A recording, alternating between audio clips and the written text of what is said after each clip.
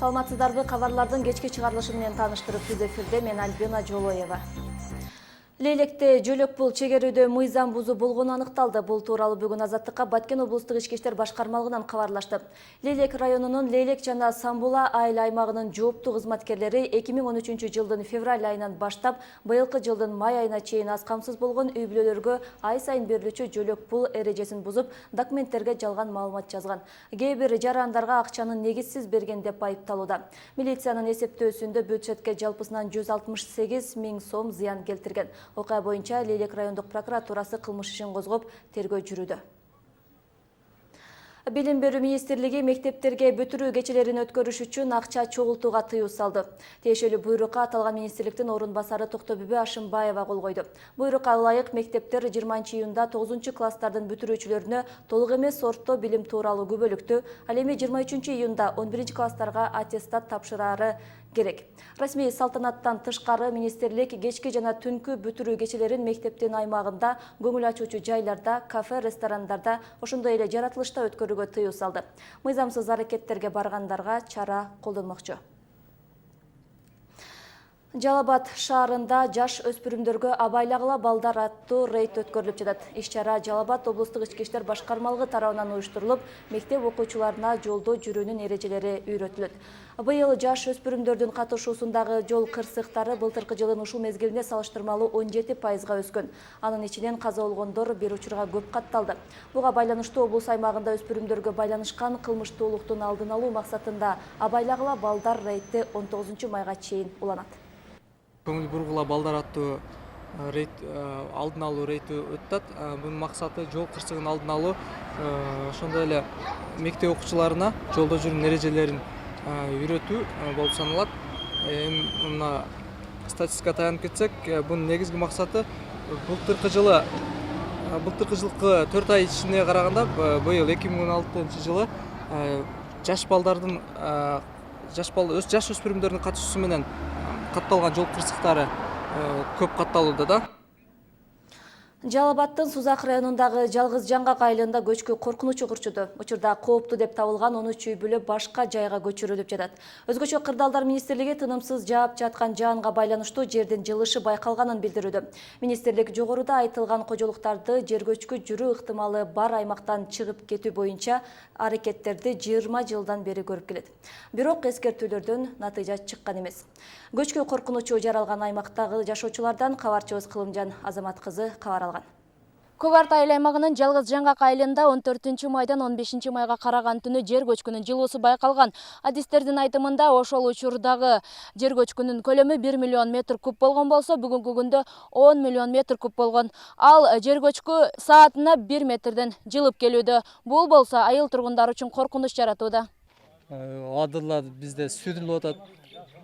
3 күндүн ичинде эле бийиктиги 25-30 метрге чейин жеткен көчкүлөр пайда болду. Ошонун эсебинен бул жердеги кооптуу деген 5 үйдү кече көчүрүп чыгып кетишти. МЧСтин адамдары келип, бир сыйра мониторинг жүргүзүп, болжолдуу түрдө бир 12-13 миллион куб деп эсептеп кетишти.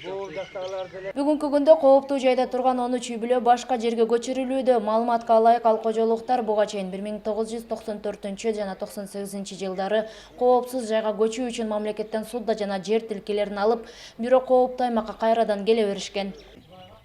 Бир кырсык экен да бу дагы. Биз мына карап туруп өзүбүз жерге жашашка андай небиз духубуз барбай атат.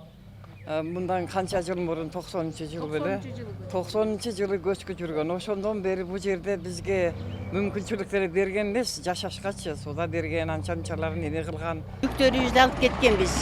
Алып кеткен менен эми бул жерде башка мал салдарыбыз бар, башка кичинекей жандыктарыбыз бар, баарын ташыш кыйын экен. Анан бизге убагында ушу чегин берсе, анан бизге да кеч калбай бир жерге жылсак деген оюбуз бар. Анан бизге дагы ушу суда берсе, дагы башка бөлүнө турган балдарыбыз бар.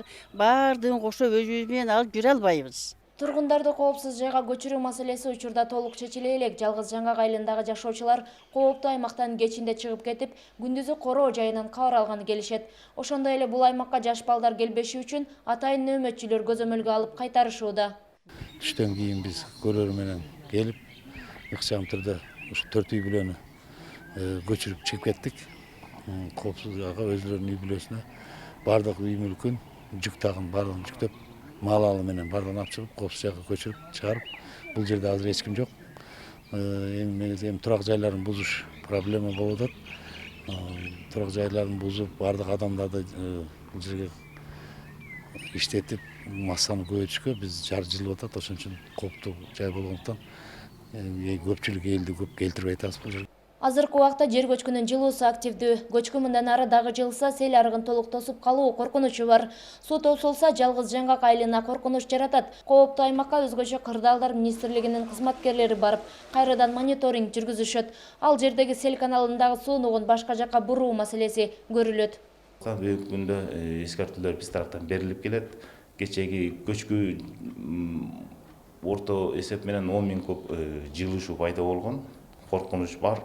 Ошон үчүн биз тез арада 13 турак үйдүн бүгүнкү күндө коопсуз жайга көчүрүү, анан ошол процесс жылышкандан улам иш-чаралар уюштурулду.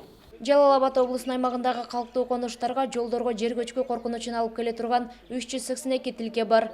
Өзгөчө Кырдаалдар министрлигинин өзгөчө Кырдаалдарга мониторинг жүргүзүү жана божомолдоо департаментинен билдиришкендей, Сузак районунун Ачы зонасындагы көчкүлөр өзгөчө кооптуулук жаратып жаткан учур.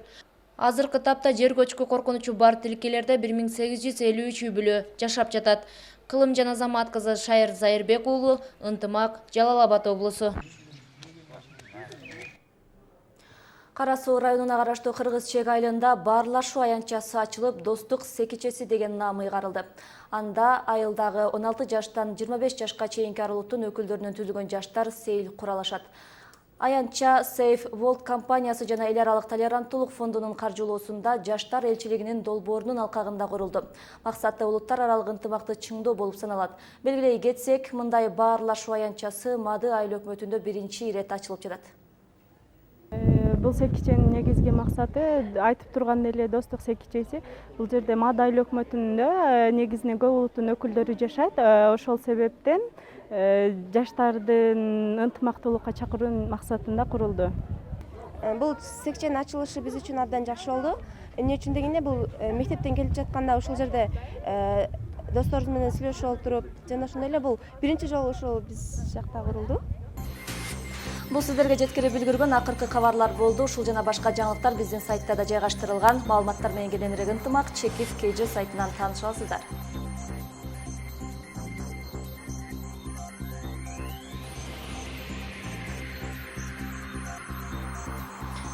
Мен болсо сиздер менен коштошом. Кечиңиздер көңүлдүү болсун.